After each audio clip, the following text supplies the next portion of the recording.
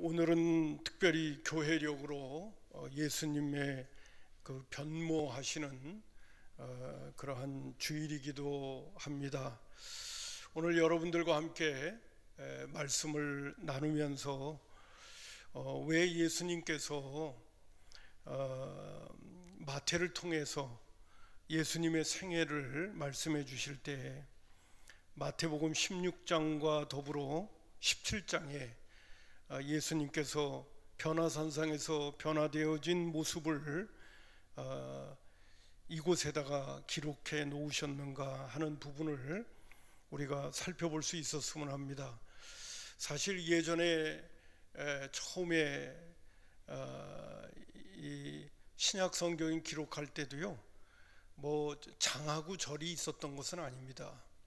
장과 절은 후대에 기록되어져 있는 것이고 하나로 다 쭉 장과 절이 없이 기록이 되어져 있었던 것입니다. 좀 편리성을 쫓아서 이제 장과 절이 만들어졌는데, 우리가 이 장과 절 때문에 때로는 문맥의 흐름을 놓칠 수가 있는 부분이 없지 않아 있습니다.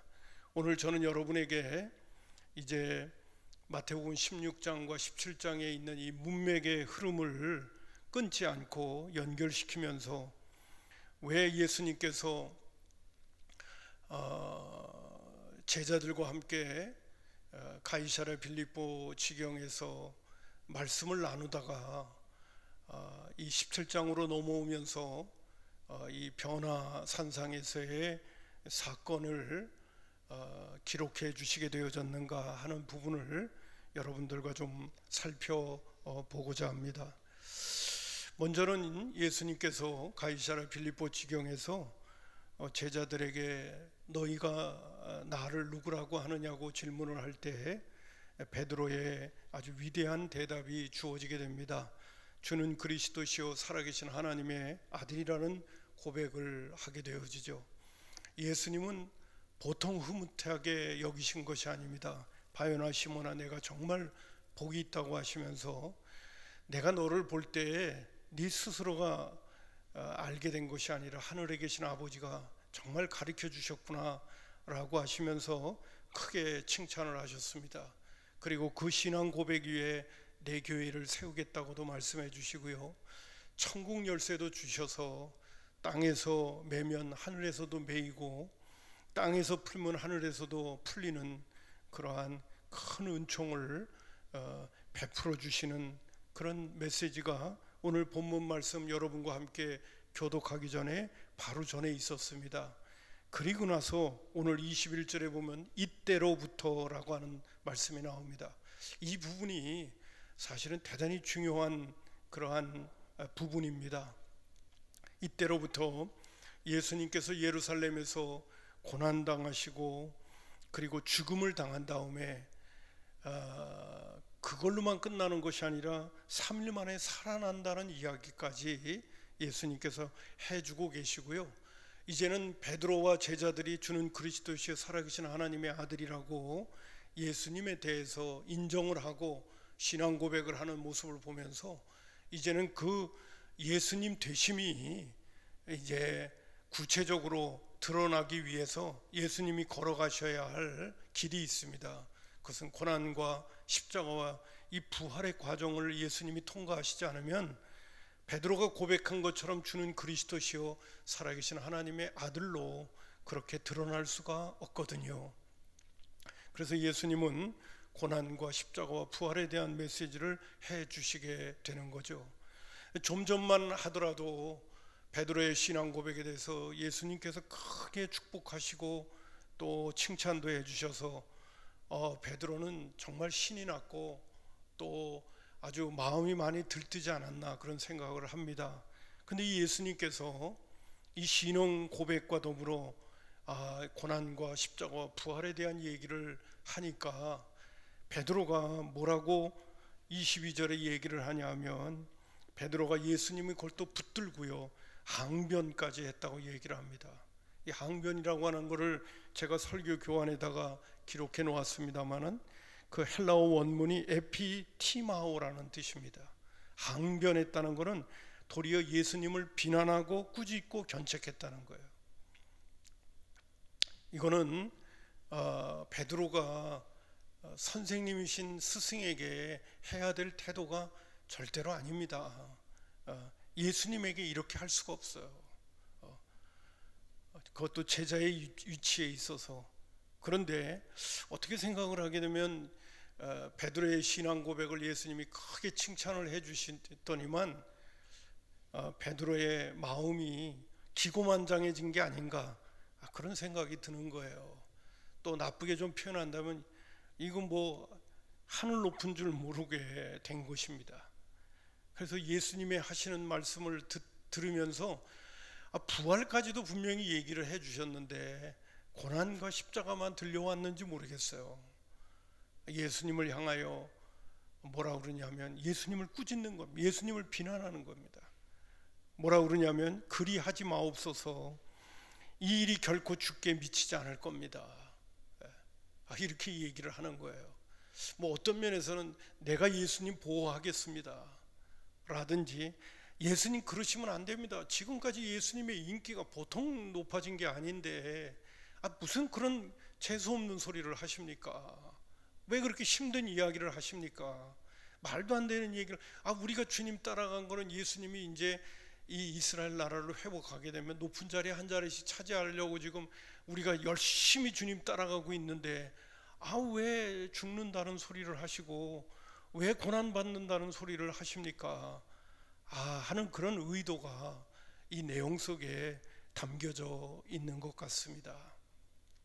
예수님께서 이 이야기를 들은 다음에 23절에 이렇게 말씀하십니다. 예수께서 돌이키시며 베드로에게 이르시되, 좀만 하더라도 그렇게 칭찬하시고 하나님 아버지께서 너에게 가르쳐 준 거라고 하며 그 신앙의 고백을 그렇게 극찬해 주셨는데 졸지에 사탄이 돼버리고 맙니다.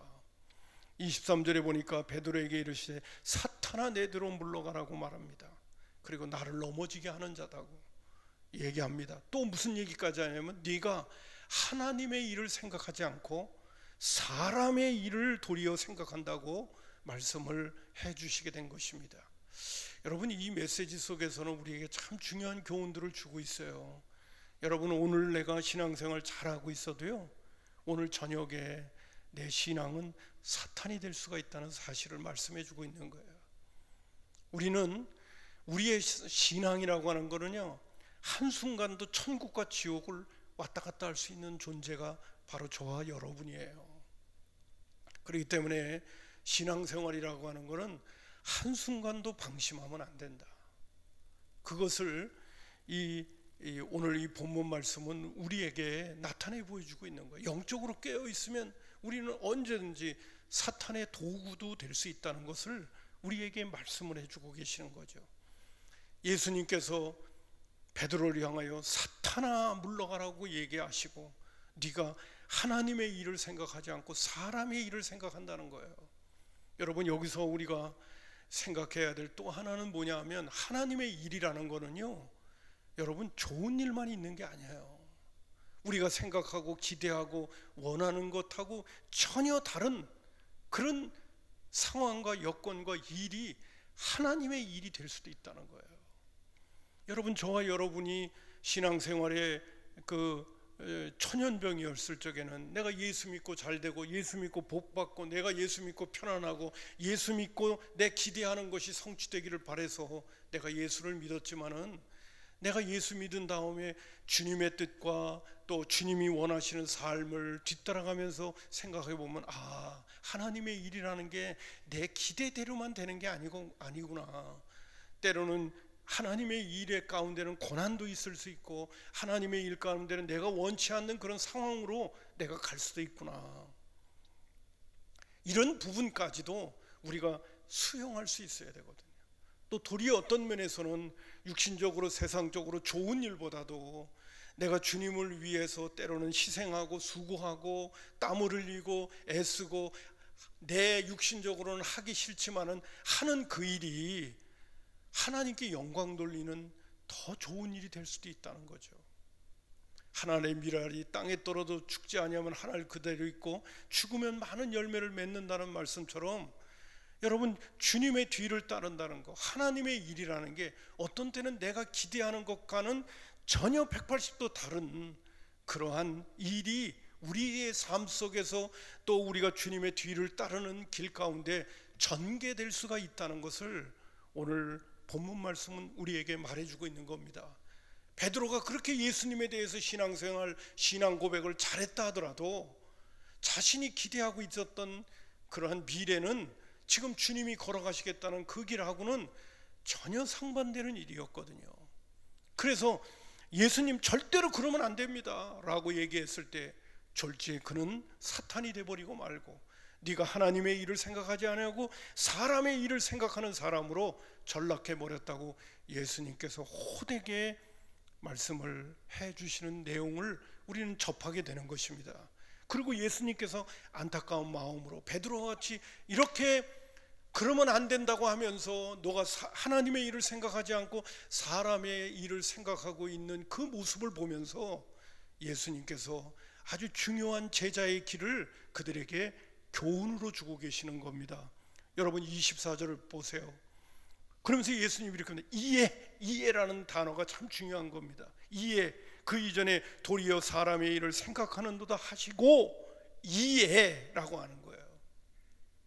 그러면서 예수님께서 그 제자들 전체에게 무슨 말씀을 하시냐면 나를 따라오려거든. 이 교훈이 지금 이 메시지, 예수님과 제자들과의 대화 내용 속에 특별히 베드로가 그림 하지 말라고 할 때 사탄아 물러가라, 너는 하나님의 일을 생각하지 않고 사람의 일을 생각하고 있다고 하시는 말씀과 더불어 예수님께서 아주 중대한 교훈을 그들에게 주시는 겁니다. 나를 따라오려거든 하시면서 하셨던 메시지가 뭐냐 하면 누구든지 나를 따라오려거든 24절에 자기를 부인해야 되고 자기 십자가를 지고 나를 쫓아야 된다. 여러분, 자기를 부인하고 자기 십자가를 진다는 건 오늘 제가 여기에다가 초점을 맞추지 않기 때문에 더 깊은 말씀은 드리지 않지만은 자기를 부인하고 자기를 십자가를 짊어지고 주님을 쫓는다는 건 사실은 쉬운 일은 아니죠. 바울 사도는 이 예수님의 가르침 때문에 자기는 날마다 죽는다고 얘기했고, 뿐만 아니라 나를 쳐서 복종하면 다른 사람을 구원하고 내가 실족할까 봐 오늘도 나 자신을 부인하고 내가 날마다 죽는 것을 나는 자랑스럽게 생각한다 라고 말하면서 주님의 뒤를 늘 따라갔던 바울 사도의 신앙 고백을 우리는 그의 서신서에서 찾아볼 수가 있게 되어지죠. 그리고 자기를 부인하고 자기 십자가를 짊어지고 나를 쫓아라는 말씀을 하신 다음에 더 분명한 폭탄과 같은 선언까지도 예수님께서 하시게 되어지는 것이 25절입니다. 누구든지 제 목숨을 구원코자 하면 잃을 것이요, 누구든지, 이 중요한 포인트입니다. 나를 위하여 제 목숨을 잃으면 찾을 거라는 거예요. 자기를 부인하고 자기 십자가를 짊어지고 주님을 따른다는 게 뭐냐? 그것은 한마디로 표현한다면 나를 위해 사는 게 아니라 주를 위해 살아야 한다는 거예요. 주님의 생각이 내 생각이 돼야 되고, 주님이 걸어가시는 길이 힘들고 어려운 길이라도 그 길을 따라가게 될 적에는 내가 원치 않더라도 주님이 먼저 가시니까 나도 따라가야 하는 그 길이 바로 제자의 길이고, 또 좀 더 구체적으로 표현한다면 신앙생활의 길이라고 하는 것입니다. 여러분, 제가 여러분에게 강대상에서도 늘 말씀을 드리기 때문에 여기서도 중요한 포인트입니다. 누구든지 제 목숨을 구원코자 하면 잃을 겁니다. 나를 위하여 살면 반드시 죽는다는 거죠. 멸망한다는 거죠. 그러나 나를 위하여, 여기 내가 누굽니까? 예수님을 위하여, 예수님을 위하여 자기 목숨을 잃어버리는 사람은 도리어 그 목숨을 찾게 되어지는 역사가 일어납니다. 오늘 예수님의 뒤를 따른다는 것, 자기를 부인하고 자기 십자가를 짊어지고 주님을 따른다는 얘기는 주님을 위해서 살아야 된다는 것. 그리고 주님을 위하여 사는 길이, 그것이 바로 나를 위하여 사는 길이고 내가 사는 길이고, 그것이 좀 더 표현을 제가 구체적으로 여러분한테 좀 빌린다면 나를 사랑하는 길이라는 겁니다. 나를 사랑하는 길이 주님을 위해서 죽겠다는 각오를 갖고 살아가는 그러한 각오가 되는 길이 바로 하나님의 일이고 우리가 주님의 뒤를 따르는 길이라고 말씀해 주신 겁니다. 여러분 인정하실 수 있겠어요? 오늘 지금 이 본문의 말씀들을 충분히 여러분 소화가 되십니까? 그 다음에 예수님께서 마지막 결론적으로 말씀을 하십니다. 그게 바로 뭐냐면 26절인가요? 27절 인자가 아버지의 영광으로 그 천사들과 함께 오리니 그때에 각 사람의 행한 대로 갚으겠다는 거예요. 예수님께서 천사들과 함께 하나님의 영광으로 오는 겁니다. 이거는 우리가 신학적으로 표현하면 예수님의 재림이죠. 예수님이 재림의 주로 오실 적에는 심판의 주로 오시게 되는 거죠. 그럴 때 각 사람의 행위대로 갚는 겁니다. 그럼 각 사람은 어떻게 행위를 발휘할까요? 한 사람은 자기를 위하여 살 것이요, 자기를 위하여 사는 사람이 있고 그리고 주를 위하여 사는 사람이 있었을 거 아니겠습니까? 자기를 부인하고 자기 십자가를 짊어지고 힘들고 어렵지만 주님의 뒤를 따르는 사람이 있는가 하면 뭘 그렇게까지 해야 돼? 그리고 자기를 위하여 산 사람들을 향한 주님의 심판이 주어지게 될 거라는 거예요. 제가 27절을 또 한번 읽겠습니다. 인자가 아버지의 영광으로 그 천사들과 함께 오리니 그때에 각 사람의 행한 대로 갚을 것이다. 진짜 주를 위해 살았냐? 아니면 자기를 위하여 살았냐? 그 부분에 대해서 주님이 평가 내리시고 그 평가에 대해서 상을 줄 사람이 있고 벌을 줄 사람이 있다는 거죠. 자, 그리고요 28절에 이렇게 말씀하십니다. 진실로 너희에게 이르노니 여기 서 있는 사람 중에 죽기 전에 인자가 그 왕권을 가지고 오는 것을 볼 자들도 있느니라. 죽기 전에 인자가 그 왕권을 가지고 온다고 하는 게 바로 뭡니까? 27절에 언급한 것처럼 인자가 아버지의 영광으로 그 천사들과 함께 오는 거죠. 그걸 미리 보여주신다는 거예요. 너희들 중에, 너희 제자들 중에 죽기 전에 인자가 재림의 주로 오시는 모습을 볼 자들도 있을 거라는 거예요. 그리고 그 사람들의 행위대로 갚으시는 그 심판의 주로 오시는 모습을 볼 자들도 있다고 예수님께서 말씀해 주시는 겁니다. 그리고 이제 17장으로 넘어가서 엿새 후회가 나옵니다. 이 엿새 후회가 바로 뭐냐 하면 죽기 전에 인자가 그 영광 왕권을 가지고 오는 그것을 볼 자들도 있다고 하셨던 그 모습을 예수님께서 이제 변화산상에서 보여주시는 겁니다. 여러분, 제가 그 성경 구절을 위해서 예전에도 성경 구절을 찾았기 때문에 두 군데를 찾아서 여러분한테 보여드리겠습니다. 누가복음 9장 28절과 30절은 더 구체적으로 표현해서 왕권을 가지고 오는 자도 있으리라 하고, 그 다음에 이 말씀을 하신 후, 이 말씀을 하신 후 8일쯤 되어 예수께서 베드로와 요한과 야고보를 데리고 기도하시러 산에 올라가사 기도하실 때에 용모가 변화되고 그 옷이 휘어져 광채가 나더라. 문득 두 사람이 예수와 함께 말하니 이는 모세와 엘리야였다는 거예요. 그게 바로 지금 오늘 마태복음 17장 1절부터 5절까지에 언급되어진 변화산상의 예수님의 모습을 베드로와 야고보와 요한이 보는 것입니다. 여러분, 17장 1절부터 5절을 제가 쭉 한번 읽겠습니다. 같은 맥락이지만 또 한번 보겠습니다. 엿새 후에 예수께서 베드로와 야고보와 그 형제 요한을 데리시고 따로 높은 산에 올라가시 그들 앞에서 변형되사 그 얼굴이 해같이 빛나며 옷이 빛과 같이 휘어졌더라. 그때 모세와 엘리야가 예수님과 더불어 말하는 것이 그들에게 보이거늘 베드로가 예수께 여짜어 이르되 주여 우리가 여기 있는 것이 좋사오니 무릇 주께서 원하시면 여기서 초막셋을 짓되 하나는 주를 위하여 하나는 모세를 위하여 하나는 엘리야를 위하여 하리이다. 여러분, 5절까지 읽고 얘기할까요? 말할 때에 호련히 빛난 구름이 구름을 덮으며 구름 속에서 소리가 나서 이르시되 이는 내 사랑하는 아들이요 내 기뻐하는 자니 너희는 그의 말을 들으라 하시니라. 예수님께서 변화산상에서 변화된 모습은요, 베드로로 하여금은요 황홀공영에 빠지게 만든 거예요. 여기가 좋다. 우리가 예수님께서 재림의 주로 오시게 될 때 영광, 하나님의 영광을 가지고 천사들과 함께 와서 오실 때는요, 우리가 그 모습을 보면 저와 여러분들이 황홀경에 다 빠질 거예요. 그러니까 하나님의 나라가 그렇게 좋은 겁니다. 그리고 제가 좀 우스갯소리로 얘기한다면 초막 셋을 짓는데 베드로를 위한 초막은 없어요. 그런데도 좋아하는 거예요.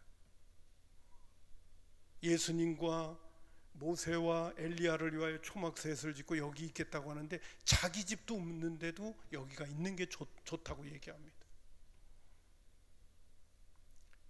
예수님께서 영광 중에 오시는 그날 우리가 그 주님을 만나 뵙는 것은 대단한 것입니다. 그런 부분을 여기서 한편으로 볼 수 있어요. 자, 그런데 이 장면이 바로 뭐냐? 예수님께서 왕권을 가지고 오시는 것을 보는 거예요. 그리고 선악간에 판단하시는 그 심판의 주님으로 이 땅에 오시는 것을 제자들에게 확실하게 보여주는 거예요. 여러분, 베드로후서 1장 14절부터 18절까지에 있는 말씀도 또 한번 인용하겠습니다. 베드로 사도가 나이가 들어가지고 이제 죽을 때가 가까이 왔습니다. 이 땅을 떠날 때가 가까이 왔어요. 그러면서 믿음의 후배들에게, 제자들에게, 또 성도들에게 신신당부하는 메시지가 뭐였냐면 예수님은 다시 오실 거라는 겁니다. 재림의 주로 오실 거라는 거예요. 심판의 주로 오실 거라는 거예요. 선악간에 우리의 행위를 판단하시는 그 때가 반드시 올 거라는 것을 믿음의 후배들에게, 성도들에게 계속 언급을 해주고 있었습니다.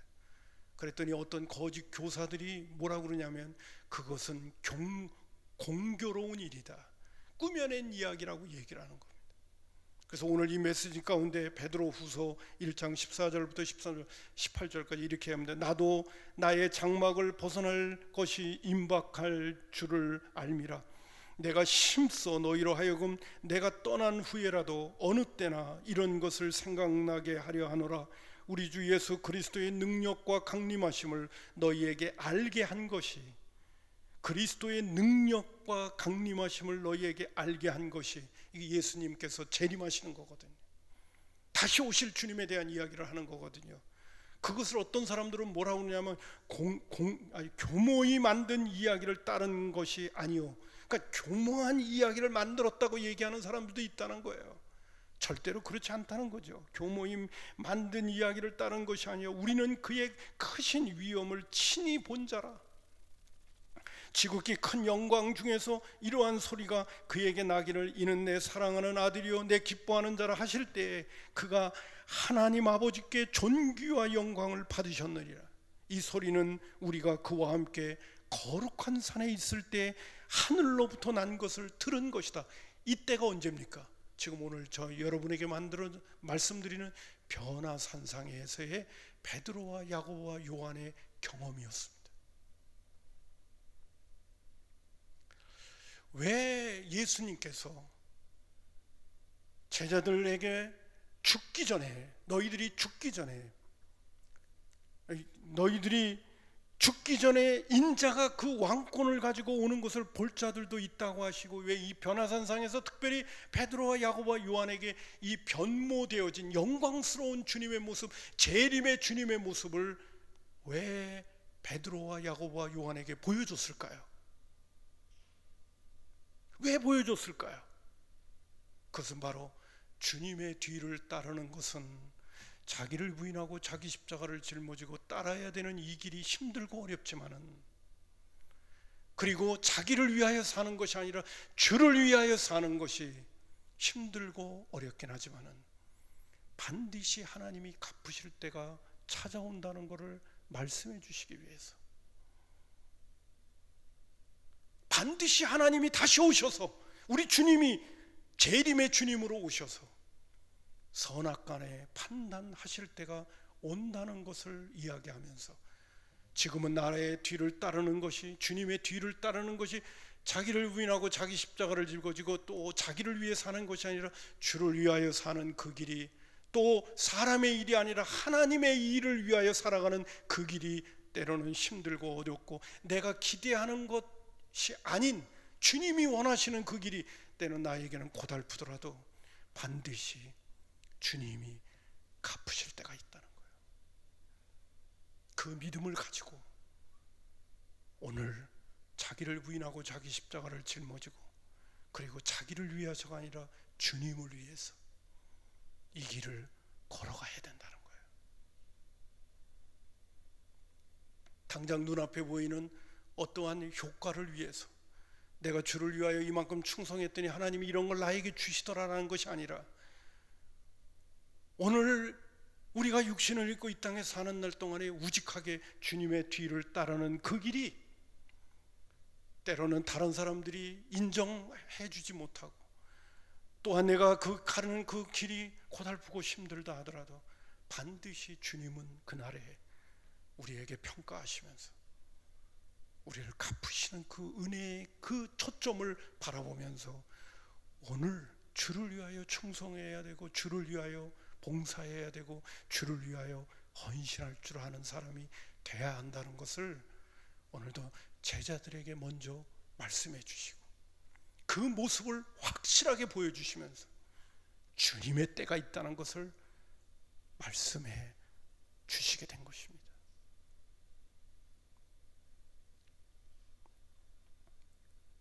여러분, 제가 참고 성경 구절로 하나 언급한 것이 있습니다.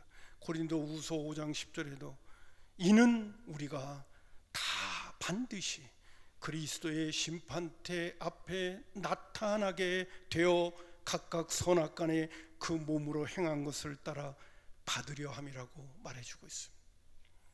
오늘 주님은 불꽃 같은 눈으로 우리를 다 보고 계십니다. 주님의 뒤를 따를 적에 겉모양만 보시는 것이 아니라 우리 주님은 우리의 중심까지도 보십니다.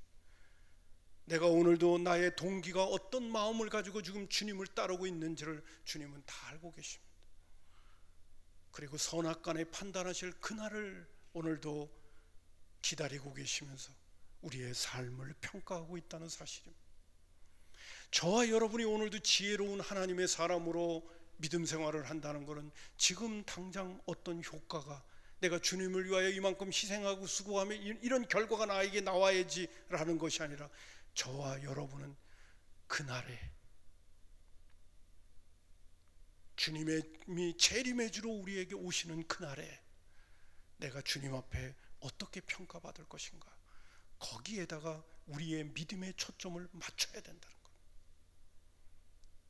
그 부분을 위해서 이 변화산상의 사건을 예수님께서 제자들에게 보여주신 것입니다.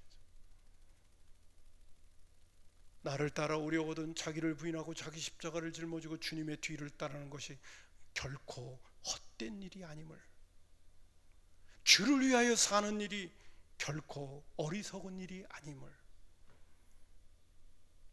반드시 맛볼 때가 반드시 온다는 것을 가르쳐 주시기 위하여 예수님께서 변화산상에서 왕권을 가지고 오시는 주님을 미리 제자들에게 보여주셨다는 사실입니다.